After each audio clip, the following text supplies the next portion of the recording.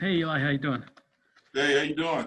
Good. So I'm wondering, all off season, Vic and John Elway were talking about how you were going to compete for the left tackle starting job with Garrett Bolles, and then Juwan, opts out. And I'm wondering, did that throw kind of a curve to you mentally or anything, or what was kind of your approach to then sliding over and doing the same side you did last year? I don't think that it's been a curve, to me. My past 3 years here, I've kind of been cross-trained to do, any position on the offensive line besides center. But, I don't think it was a curve to me. I think that, it was a shock, definitely. But it was like, okay, right tackle now, let's go. It wasn't, oh, wow, it's right tackle. We got to figure out some new things. Nothing. So it was pretty vanilla to switch over there. Next up, Nick Kosmeyer. Go ahead. Elijah, I'm just curious what your impressions have been with Drew Lock, him running his first training camp as the starter, and then also how's the barbershop going? Could you repeat the question? Yeah, just Drew Lock in his first training camp as the starter. What's just been your impressions of him? I think that he's, I think that he's growing, day by day. We're getting more and more close. Him, Sutton, Judy, tight ends, everybody's honing in on their technique and really hunkering down on the details and, really getting locked in to be able to really execute this season and really, come out here firing and score some points this season. Nick, did you have a follow-up on that one? Well, I was asking how the barbershop is going. Oh, man, the barbershop's good. We've been open for about 9 months now. So things are rolling, man. We got a couple barbers in there and a hairstylist, so things are moving well. Things are progressing, obviously pandemic wise. So that's been good for us, getting more traffic coming through the shop. So things been going great. Obviously I can't be as present as I have been in the past, couple of months before training camp, but I still try and stop down on Saturday when we get our off day, or, when I just try and stop down when we get a break and, just swing by, say hello, make sure people still know I'm around and I'm here. But it's doing really well. Thanks for asking. Next up, Jeff Legwold. Actually, Elijah, I was going to ask you about that, why it was important for you to sort of start your own business when you were trying to construct a football career too. Honestly, it was an idea of mine and a partner of mine's who's not my partner anymore. So, we were supposed to be in it together, but, I kind of had to take over and, grab the reins and kind of steer it in the right direction. So it really wasn't, my ideal situation to do that while being in my football career, contract year, all that crazy stuff. But, it is what it is. It kind of not runs itself, but you got to oversee it and, make sure that you're managing well. And we have a great manager in place and she's holding things down. And, we're here when they need us, whatever they need, they call on us and we try and get it fixed and address the situation. So I think that everything's been going fine. I mean, it kind of runs itself in a sense. But I started it because, I wanted to build something here in, the city of Denver to, not just be known as the football player Elijah Wilkinson, to be known as, someone who started something, somebody who gives back to this community, somebody who, is involved in this community, somebody who cares about it, So that's why I started. Next up, Ryan O'Halloran. Go ahead. Hey, Elijah, two questions. The first one, did you get tangled up with Malik Reed out there today, and how's the ankle after that play? Oh, my ankle's fine. Just quick roll, everything was fine, walked it off. Just kind of pulled me, no reason to aggravate it anymore. But everything's fine. We got tangled up a little bit, but everything's cool. And a follow-up to that, working next to Graham Glasgow so far, what kind of presence does he have both on the field and in the meeting room? He kind of brings that experience, to the line. I mean, I have some experience as well, but, he's been playing for just about the same amount of time. So he brings some experience to the table. I think that we're gelling well. It takes a little bit, I've been having, I had Ron Leary the past year and been mixing in guard and all that stuff. So it takes a little bit to, get the fits, with your guys, on double teams, on pass blocking, just figure out how they move. and what their strengths and weaknesses are, and then we can play off of each other. And he knows what my strengths and weaknesses are, so we can help each other out while we're out there. So I think that it's been going good. I think that we're getting the hang of it. I think that we're learning more and more about each other each practice, and it's going well. Next up, Mike Liz. Yeah, Elijah, just wanted to go back to the injury last year. You had the high ankle sprain, I believe, at the end where you missed the game. And then it seemed like you had the surgery a little late into the off season. Was that because you were hoping to, it would heal without the surgery, and then you kind of went to plan B, or kind of walk us through that?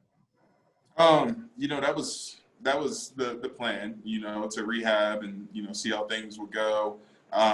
But things just, weren't getting better, and, we were moving closer and closer to when we would be starting back up. And then COVID kind of played a little bit into that because, no elective surgeries were being done. Everybody was quarantining and all of that.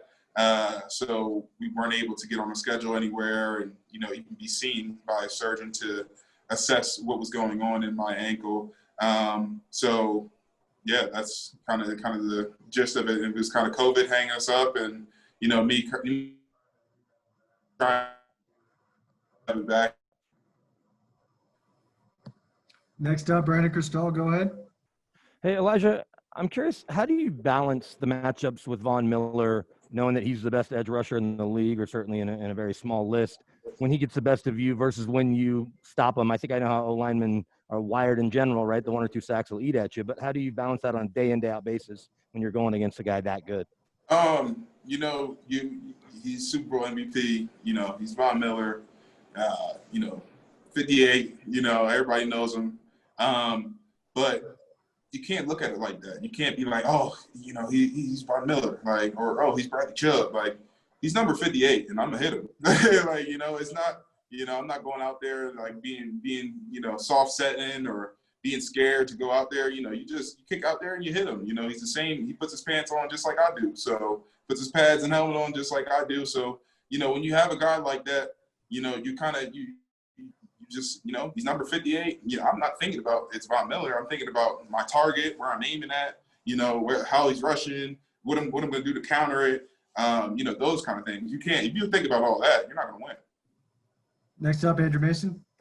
Hey, Elijah, what are some specific techniques and tips that you've learned from Mike Munchak in the last year that have made you a better O-lineman?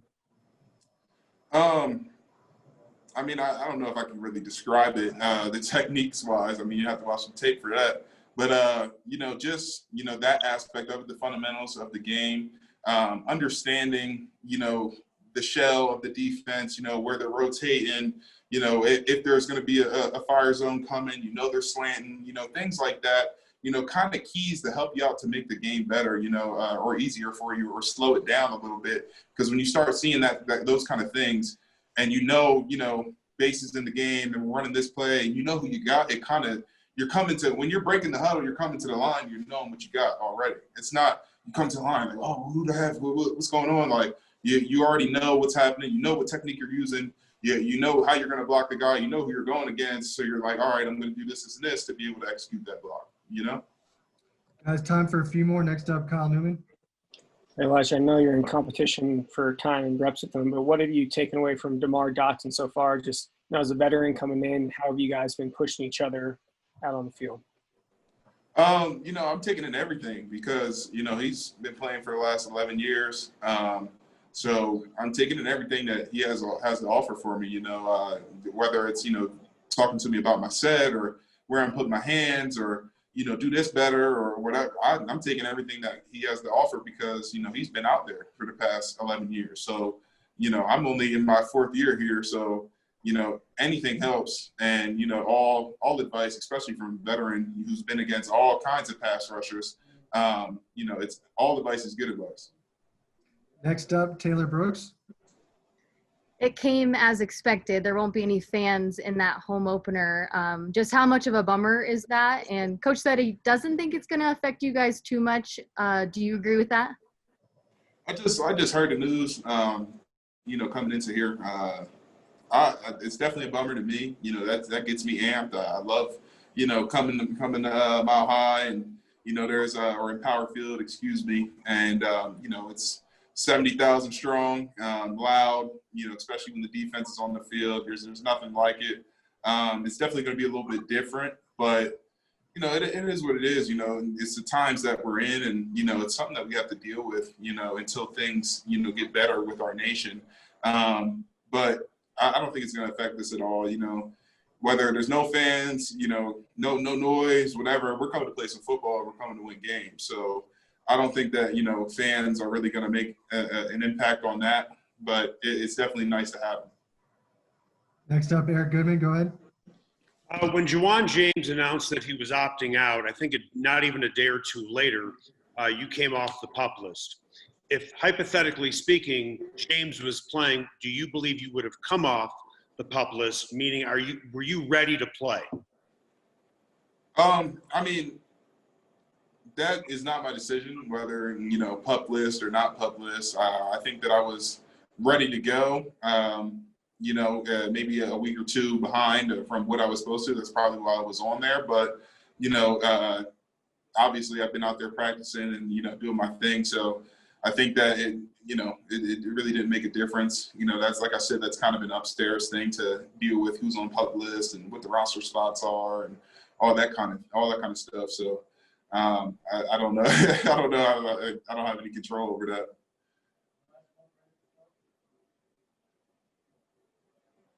Brandon, last one. Hey, Elijah, yesterday Garrett told us how he used last year as motivation, hates disappointing the fans, really took a renewed focus. He put on extra weight. Can you see a noticeable change in Garrett? I know you're worried about your stuff, but have you seen that? No, I definitely, he definitely put in some hard work this all season. He would send me, videos and stuff of him, putting in that work in the hot heat, during the summer, even when, nobody could report and nobody had a weight room and all that stuff. I think he was out somewhere private and had his own weight room and all that, and was still grinding and doing his thing. So I think that I definitely seen a change in him, and just a different guy.